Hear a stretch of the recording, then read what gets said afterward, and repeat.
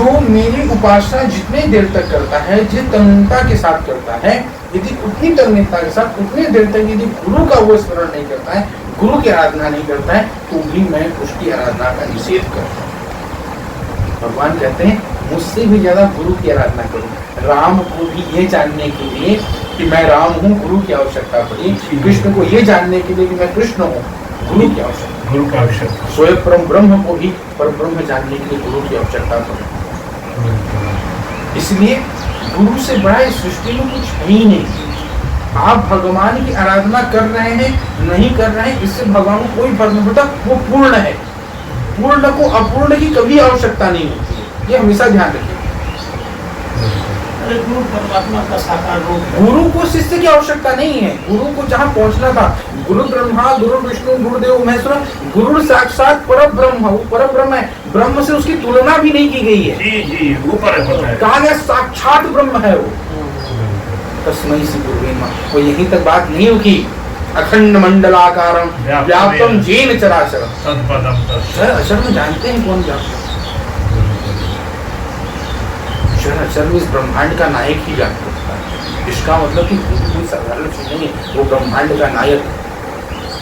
और जिसने अपने पूरे जीवन काल में जिसने माता पिता की आराधना की, वो माता पिता की आराधना करने के बाद जिसने गुरु की आराधना की, उसे भगवान को प्राप्त करना नहीं पड़ता है। भगवान उसके दास स्वयं हो जाते हैं।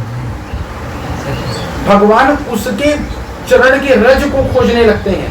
मैं भी पढ़ रहा था अभी ऐसी नीति सार में लिखा हुआ था कहीं, ये प्रसंग का वर्णन था कि भगवान कहते हैं कि जो माता पिता का भक्त है और जो गुरु का पूर्णता अनुयायी है, जो सत्संग करता है, सत मतलब समझते हैं, सत मतलब ब्रह्म, ब्रह्म का संग करना। वो ब्रह्म मतलब कौन है? साक्षात गुरु ब्रह्म है। जो गुरु का संग करता है, भगवान कहते हैं कि उसके चरण का रज यदि मेरे ऊपर पड़ जाए तो मैं पवित्र हो जाऊं, मैं पूर्ण। ये है गुरु की महिमा। तो गुरु के चरण की आराधना करें, चरित्र की नहीं। क्यों?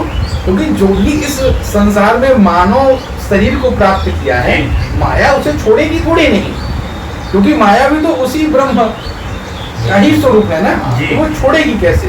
तो माया ने तो भगवान राम को भी नहीं छोड़ा, माया ने तो कृष्ण को भी नहीं छोड़ा, फिर हम आप क्या है? इसीलिए गुरु के चरित्र पर मत जाइए, गुरु के चरण की आराधना करिए और गुरु के ज्ञान को जितना अपने अंदर समाहित कर सके। और समाहित गुरु का ज्ञान कैसा होगा? तो गुरु की सेवा से बस, और दूसरा कुछ भी नहीं, सिर्फ गुरु की सेवा से। तुलसीदास जी ने कहा ना कि पोथी पढ़ पढ़ जग मुआ पंडित बना, अठाई आखर प्रेम के पढ़े तो पंडित। यह अठाई आखर का मतलब शिव राम नहीं है, इसको हम लोग राम शब्द बोलते हैं, शिव राम नहीं है। वो रमनते योगिनो यस्मिन् सह राम है, वो दशरथ पुत्र राम नहीं है। वो रमनते योगिनो यस्मिन् सह राम, जिसमें योगी लोग रमण करते हैं। वह राम कौन है? वह राम भगवान शिव के गुरु हैं। वही राम है जो भगवान शिव के गुरु हैं, और वही शिव जो योगीराज हैं, जो योगीश्वर हैं, वो भगवान राम के गुरु हैं। इसका मतलब कि गुरु के अलावा कुछ है ही नहीं। गुरु की ही आराधना करके, गुरु की ही सेवा करके, गुरु के ही गुणों का गान करके। लोग कहते हैं कि ब्रह्म का गान करना, हम लोग अक्सर कहते हैं सत सत मतलब ब्रह्म, ब्रह्म के गुणों का गान करना। तो ब्रह्म के गुणों का गान आप कैसे करेंगे? आपने ब्रह्म को देखा ही नहीं, आप ब्रह्म को जानते ही नहीं है। ब्रह्म कैसा दिखने में है, ब्रह्म चलता कैसे है, ब्रह्म बोलता कैसे है, ब्रह्म खाता क्या है, ब्रह्म सोता कहाँ है, रहता कहाँ है, आपको जानते ही तो गुणों का ज्ञान कैसे करें? तो ब्रह्म का मतलब भगवान ने कहा गुरु की आराधना। साक्षात पर ब्रह्म, वो ही साक्षात पर ब्रह्म है सृष्टि में। तो जो शिष्य गुरु के गुणों का ज्ञान करता है, गुरु के बताए हुए मार्ग पर चलता है, वो साक्षात ब्रह्म। और भगवान कहते हैं ना, जिसने मुझे जाना वह स्वयं मैं ही हूँ। तो जिसने गुरु को जाना वो स्वयं ही हूँ।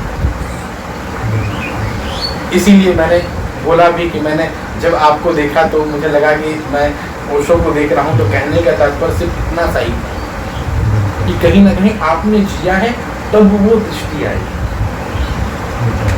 तो ये बड़ी चीज है। हो सकता है कि एक दिन आप उस मार्ग पर चलते चलते, रामकृष्ण परमहंस जी को ज्यादा लोगों ने नहीं जाना, उन्हें जितने लोगों ने जाना विवेकानंद के कारण जाना। हो सकता है कि आप एक ऐसे सेवक बन पाए आपके, कि आपकी पहचान आपसे हो। जी जी जी जी। और शिष्य ही प्रकट करता है गुरु। तो गुरु तो ब्रह्म हो गया ना, और ब्रह्म किसी को जनाता थोड़ी नहीं, किसी से ये थोड़ी नहीं कहता आओ आओ मैं ब्रह्म हूँ, आओ आओ मुझसे जानता हूँ मैं ब्रह्म हूँ। नहीं, ब्रह्म कहता नहीं है ना, ये तो शिष्य है जो कहेगा कि अरे आओ आओ मैं तुम्हें बताता हूँ, आओ मैं तुम्हें। और यहाँ तो हम आप एक तो भक्तमाल चरित्र पढ़िएगा, उसमें गुरु ने शिष्य का दर्शन करा है कि आओ आओ मेरे शिष्य का दर्शन करो।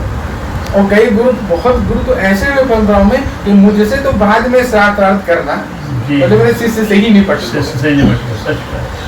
मुझ तक तो बाद में आना। इसलिए कि चलो हाँ